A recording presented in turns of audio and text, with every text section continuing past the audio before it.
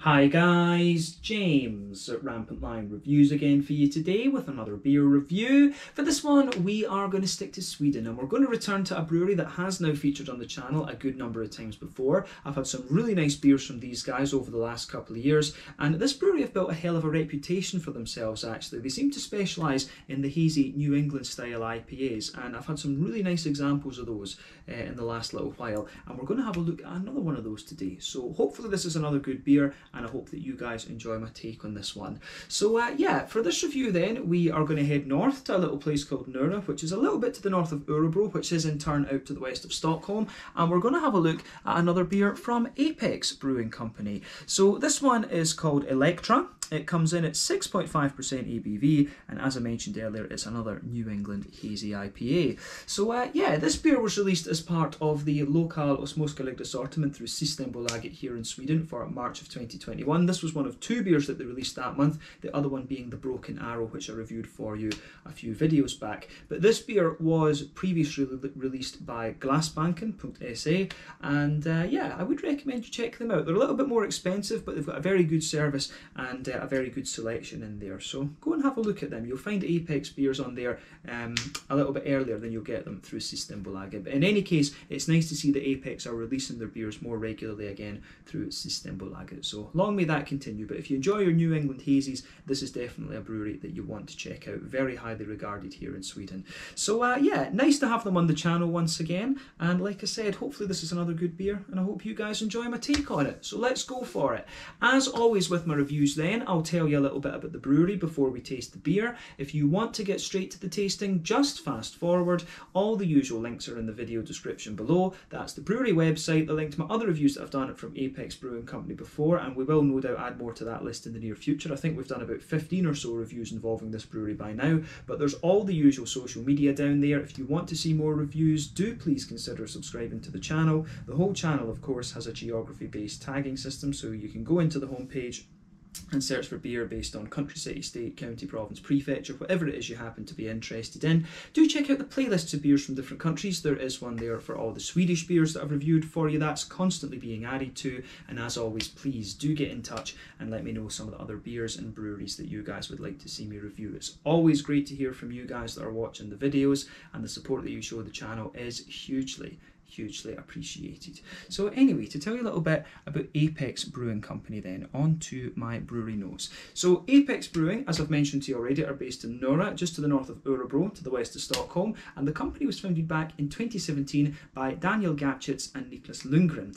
Both of these guys are musicians. Niklas played in the band 59 Times the Pain, while Daniel played in Voice of a Generation, and together those two are responsible for the brewing operations, but there are a few others involved in the company as well. This is Leif Carlson, Ola Eriksson, and Roger Hjalm. But these guys started off with a small kind of 500 litre brew kit with 6 fermentation tanks, and they were just selling their beers around the local area before they got them into Systembolaget a little bit later on. But over the course of 2018 they brewed around 35,000 litres of beer with about 25 different varieties, all of which I think were hazy New England IPAs, and they've continued in this same vein as well. But they brewed around 120,000 litres in 2019. They've been continuing to expand, and I couldn't actually find a figure for how much they brewed in 2020, so I'm not sure if it would have increased dramatically because of the whole COVID-19 pandemic, but they have increased their capacity at the brewery quite dramatically, and I think there is a plan to take up even further. But as of March 2021, when I'm reviewing this beer for you, these guys have produced 60 different kinds of beers, and I'm hoping that we can get a few different styles from them in the near future. I did see, I think they released a lager through Glassbanken recently actually, so fingers crossed that makes an appearance in Systembolaget at some stage soon. I would love to try a black IPA and a West Coast IPA from these guys at some stage too, so hopefully that is something that they're thinking about now that they've released a lager beer, and yeah, I look forward to reviewing that one for you at some stage as well. But yeah, that's all I can really tell you about Apex Brewing Company for the moment. As I've mentioned, this brewery is worth checking out if you're interested in those New England hazies, and definitely one of the Swedish breweries to watch over the next little while, that's for sure. But if you want to learn more, you can check out the brewery website, you can follow them on Facebook and Instagram to keep up to date with all the latest goings on, and you can check out the Rate Beer, Untappd and Beer Advocate pages to learn more about all the different beers that these guys have done. So yeah, let's get on and have a taste of this beer itself then. So I'll let you just have a little look at the artwork of this one before we open it up. So as you can see, it's got the typical Apex Brewing Company sort of triangles and things on it. Almost, I always find their style of artwork a little bit Illuminati-like, but they've always got a different animal on top of the can here. But there's their motto: music, people and beer, which is never a bad thing. Elektra IPA. So yeah, 6.5% New England IPA, this one. As you can see, there's the address of the brewery on the back. It's a 440 milliliter can. I think I paid about 45 Swedish kroners for this, which is kind of standard for an IPA here in Sweden. So that's about €4.50, £4 sterling, maybe about $5.25, $5.50 American. But yeah, should be a really nice one. This, just to tell you a little bit about the stats of the beer, this one is hopped with Citra, Mosaic, Nelson Sauvin and Galaxy. So Citra, as we know, American hop, 14% alpha acid, lots of mangoes and a little bit of a kind of citrusy quality to it, and some other tropical fruits too. Mosaic, 14% alpha acid, again American. Lovely kind of light tangerine elements. Nelson Sauvin, 16% alpha acid, roughly from New Zealand. You know, white, green grapes, a little bit of gooseberry sometimes. And then we've got Galaxy, which is from Australia. I think that's about 14% alpha acid as well. And it gives you some nice kind of passion fruity and pineapple-y notes from what I remember. But the malt base in this one is Maris Otter Extra Pale, naked oats, torrefied wheat and flaked wheat. And this one uses a Lallemand yeast, a Lalbrew Verdant IPA yeast. So yeah, I think that should be quite interesting. Most of the time these guys tend to use WLP 66 from what I remember. So yeah, interesting to see how the different yeast behaves in this one.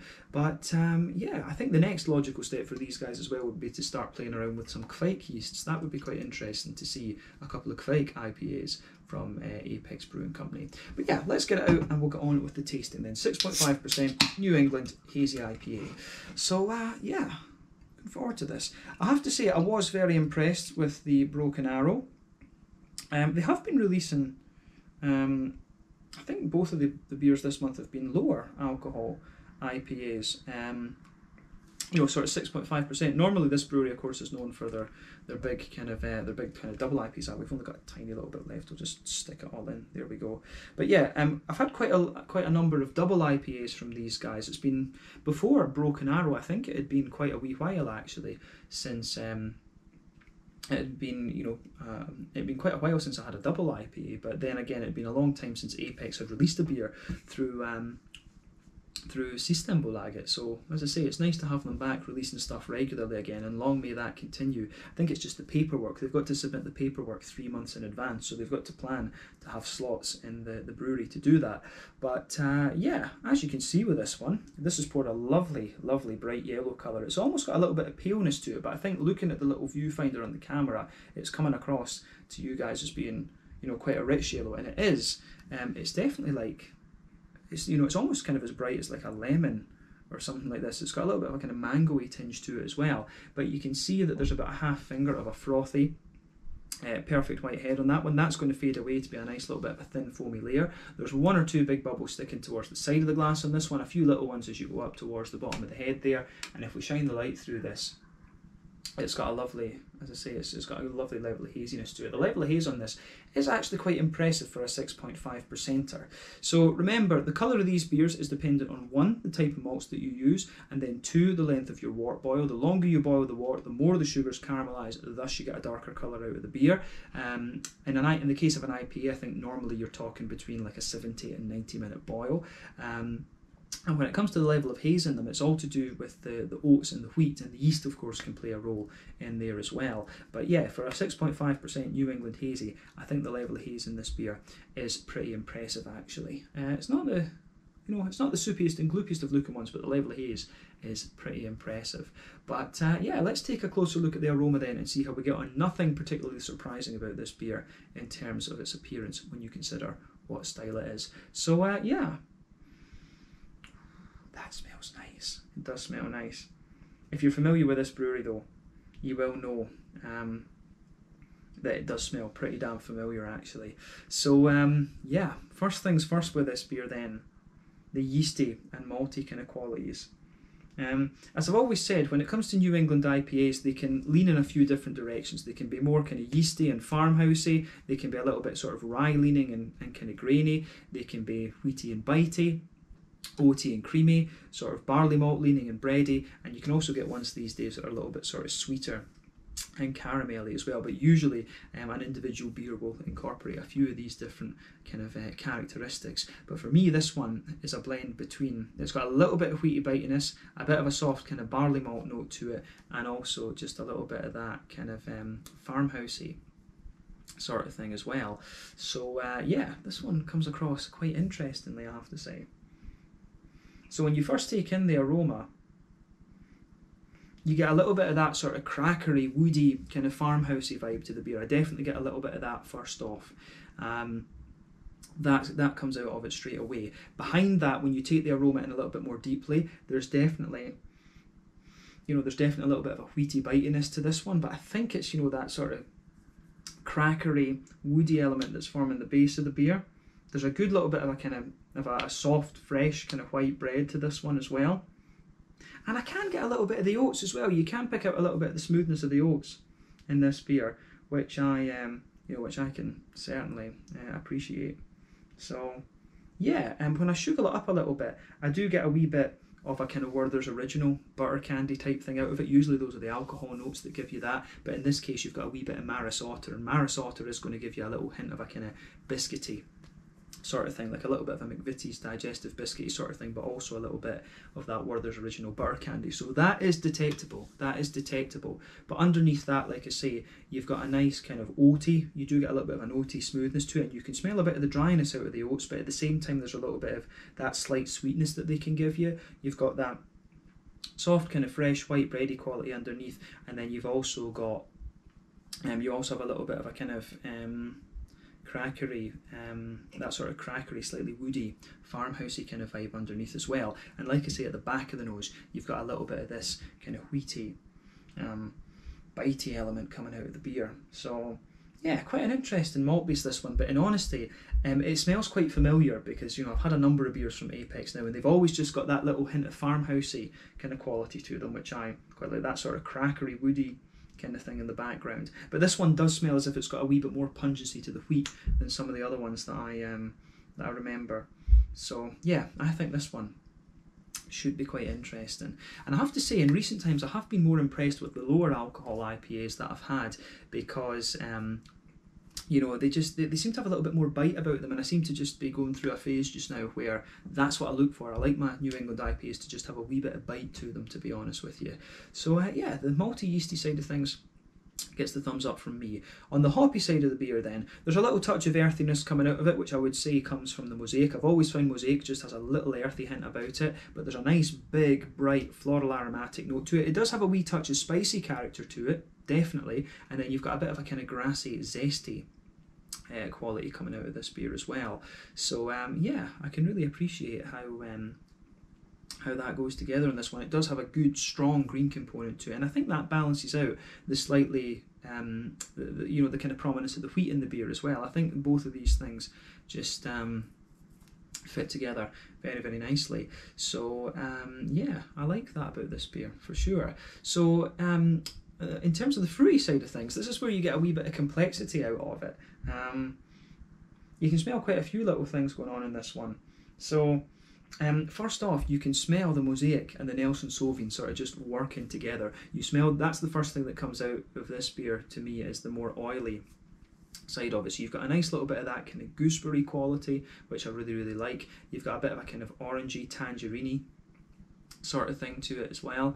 And yeah, I do. Those big oily fruits kind of come out of it first and foremost, I would say. But the grassiness really has a little bit of zestiness to it. And what I think is going on here is that the Citra is giving you a little bit more of a kind of lemon limey type property. So I can appreciate how that goes together, absolutely. So yeah, the kind of the sort of citrusy side of this beer, I think, goes together. Really goes together quite nicely, so that gets a thumbs up from me as well. On the tropical side of things, you can smell a bit of that kind of pungent grapefruity, not grapefruity, passion fruity quality in this one. That'll come both from the Citra and from the Galaxy in this one, so it's no wonder when you've got two hops giving you that kind of quality, it's no wonder that is quite prominent actually.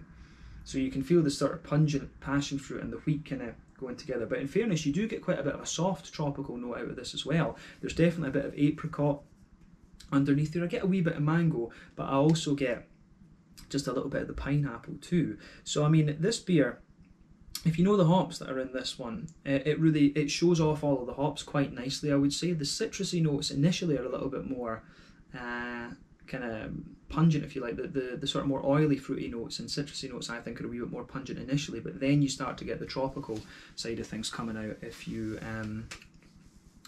you get that, you start to get that side of things coming out, the more that you smell it. But I really like how this one goes together in terms of its aroma. So take a little bit of time to mull that over before you taste the beer, but I think it's about time for us now to have a go at this one. So yeah, this one is the Elektra, an IPA coming in at 6.5% ABV, New England Hazy, as we've said, from Apex Brewing Company in Nora, a little bit to the north of Örebro. Let's get stuck in. Slange, skål, cheers.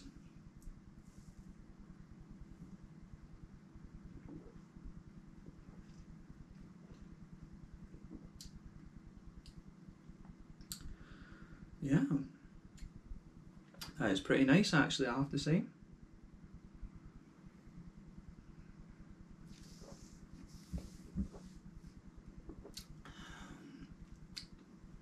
Yeah, I have to say that gets a thumbs up from me. Absolutely. Yeah, it's another solid IPA from these guys, and that's kind of what we've come to expect from Apex Brewing Company. They've really built their reputation on this style of beer, and they still hold up. So yeah, really drinkable one. It's not the most pungent of flavours I think that I've come across from Apex though, but I think it works. It starts to show itself a little bit more in the aftertaste, I would say. So this is an interesting one. This takes a different approach to the other Apex beers we've had before.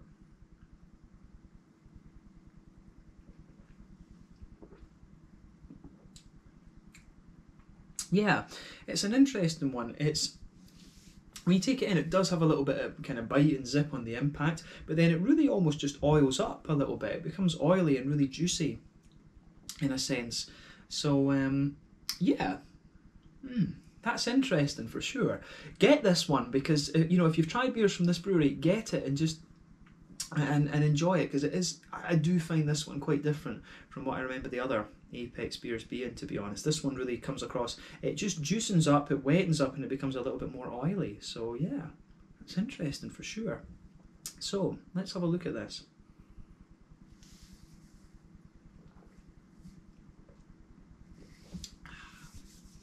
So yeah, let's break down the flavour for you then. It's also really quite crisp and slick as well, as I said. But yeah, straight away across the middle of your palate then, you feel that nice kind of soft white bready quality there. But in fairness, it actually does have a little bit of a kind of crisp, pale malty character as well. You can feel that going right across the centre of your palate there. So yeah, it just works. It just works really nicely, and I'm just surprised at how crisp it is, because usually those flavours are a little bit kind of almost thicker, if you like, in some of the other ones, but the beer really, it just goes in a different direction. It actually, the way that the malty character comes and yeasty character comes out in this one is quite different to what I've had, what I was expecting from the aroma. So yeah, that's interesting for sure. But yeah, kind of pale malty base to it, a little bit of a kind of crispness to the sort of white bready characters that you get. But as you go further into the aftertaste, you can feel a little bit of the oatiness in the middle of your palate. When the beer starts to just dry out a little bit, you get a nice kind of smooth oatiness just coming out of the beer too, which I like.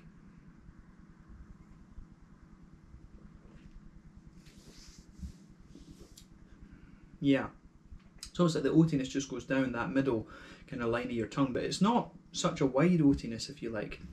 It's almost like quite concentrated in a middle line, just right down the kind of dip of your tongue almost, which is kind of interesting.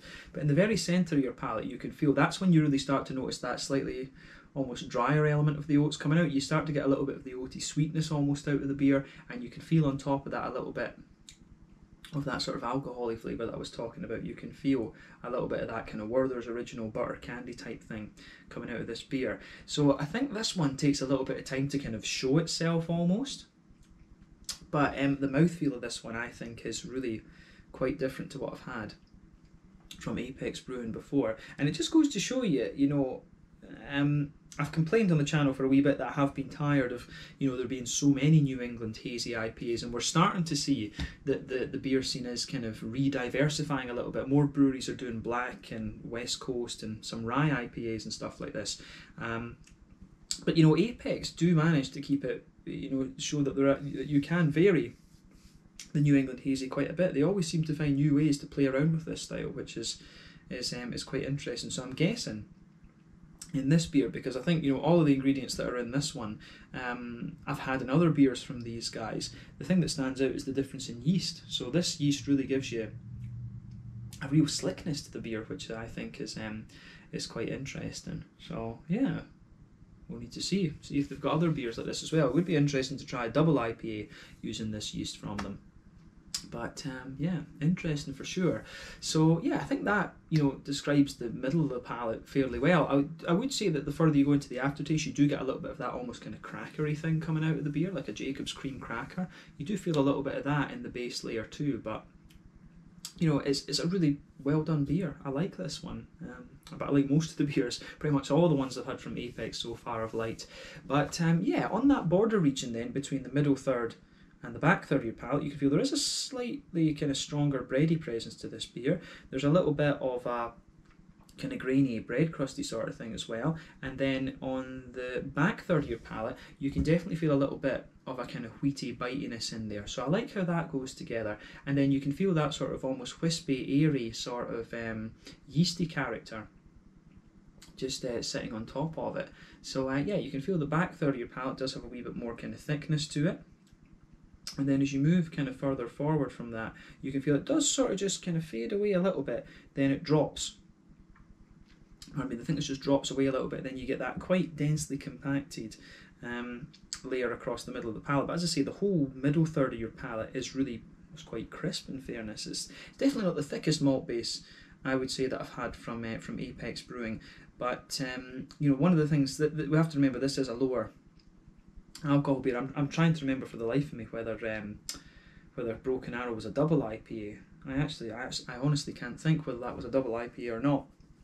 But yeah, I mean, I remember the other one they've got is the Scarab, which is, I think that's about 4 or 5% or something. And that, you know, the mouthfeel on this one really reminds me of that actually. But this one's interesting in the sense, lower alcohol IPAs I find tend to have a little bit of a more wheaty, bitey kind of presence to them. This one's very slick for a 6.5%er, so yeah, this is interesting for sure. But yeah, I think we've covered the malty side of the beer. As I say, thickness kind of, it's quite wheaty and bitey on that back third of the palate, a little bit kind of wispy and yeasty, bit of a kind of thicker bread and bread crust, and then, you know, crackery, sort of light kind of pale malty crisp bready note, and then the oats kind of going down the middle line of your palate and the wee bit of Werther's Original. That summarises your malt base pretty much in this beer. But let's focus on the hoppy side of things. Let's go for that.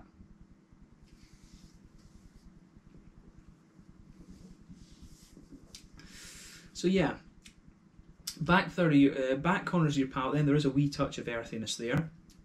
That's the mosaic that's giving you that. But then as you move further forward, it gets a little bit herbal, but then as you move further forward, it progressively gets more floral and aromatic. I wouldn't describe this beer as being spicy, and all of the hops that you have in this one are capable of giving you that spicy element to the green component if you add them early enough in the boil. This beer is definitely relying more on late addition hops. Remember, early addition hops are the ones that give you the bitterness, and over the course of the wort boil, you've got that trade-off between bitterness in favour of flavour and aroma.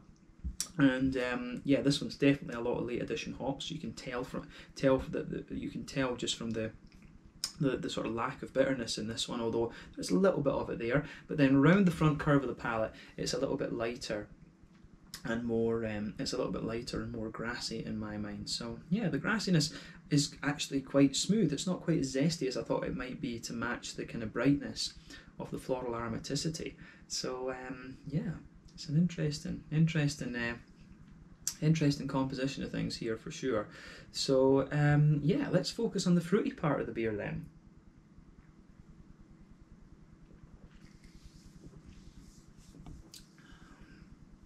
So yeah, on that border between front third and middle third of your palate, again, you've got a little bit of a bready build up and a bit of bread crust. Underneath that, you've got a nice little bit of a kind of smooth, you've got a little bit of a smooth kind of crisp white bready sort of thing there. You can, and I think the oats are maybe contributing to that a little bit. That's the base of that front third of your tongue. But yeah, at the back of it, at the back of the front third of your tongue, you get a nice kind of, you get a nice sort of oily, slightly pungent passion fruity note, but the passion fruit for me is nowhere near as pungent and as dominating as you think it's going to be from the aroma. Actually, the passion fruit quickly kind of fades away and you start to get a more kind of rich mangoey note out of this one, which I really like. You do get a little hint of apricot as you reach the kind of midway point in that front third of your tongue, and then on that front half you can feel the Nelson Sauvin just kind of sitting underneath. I think the Nelson Sauvin is giving you a lot of the kind of oily characters on the very kind of front of your tongue. You get that green grapey sort of thing, but I would say it's also got a considerable gooseberry character in this one. You know, Nelson Sauvin can change very, very slightly depending on what you're mixing it with. So yeah, you can feel that kind of oily gooseberry kind of note on the very, just at the very front of your tongue, and then there's the more light, that light juicy tangerine orange in there, and you get a wee bit of pineapple just kind of spreading over the top of it, which is quite nice. So yeah, the Galaxy is the one that's going to give you the pineapple, the Citra's the one giving you the mango, the Nelson Sauvin's giving you the more kind of gooseberry elements in there, and then you've got that nice tangerine note from the mosaic. So yeah, on the front tip of your tongue as well, you do get a wee bit of a slightly lemony, citricy sort of thing mixing in with the grassy esters. So yeah, it's a really interesting beer, this one, in terms of the fruitiness. It's actually got it leans towards the oily side of things, and even the tropical fruits actually have a little bit of an oily and slick character to them. So that's quite different for a New England IPA in my eyes. But yeah, it's a lovely beer, this one. I think it takes a little while to, you know, open up and show you exactly what it's all about, but it's another solid beer from Apex, but that's what we've come to expect from them. So yeah, definitely one of the slicker and slightly more oily New England IPAs that I've come across. So yeah, interesting. So yeah, in terms of the mouthfeel then, to round off this review, what could we say about this one?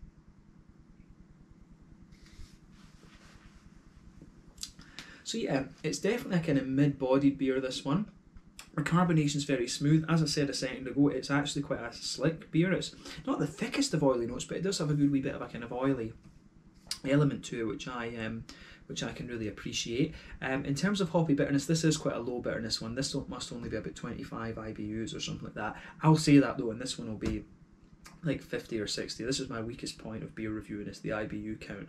But yeah, good little bit of bitterness out of this one, but as I say, not going to blow the head off you in terms of IBUs. And then the fruits are really nice in this. It's got a wee bit of a citrusy note to it, but I mean, overall it's quite an oily, fruity character that you're getting from this one, but I think that works for it. I do think that works for this beer. So yeah, a slightly different New England IPA for me from Apex Brewing. I think the yeast is making quite a difference to this, but I would be curious to see how this yeast would behave in some of their double IPAs and things like that. And I do want to see what this lager beer from Apex Brewing is all about. Hopefully they release that through Systembolaget at some stage soon. But yeah, black IPA, West Coaster, and a red IPA and stuff like this, fake IPAs from Apex could be really interesting too. But yeah, let's leave it at that for this one. This one was the Elektra IPA, coming in at 6.5% ABV from Apex Brewing Company in Nora, just to the north of Örebro, out to the west of Stockholm here in Sweden. Lovely brewery, this one, lovely beer, so do check these guys out if you get the chance. Let me know your own thoughts on the beer in the comment section below. Let me know what your favourite beers are from this brewery, and I'll see you guys in the next review. Slàinte, skål, cheers.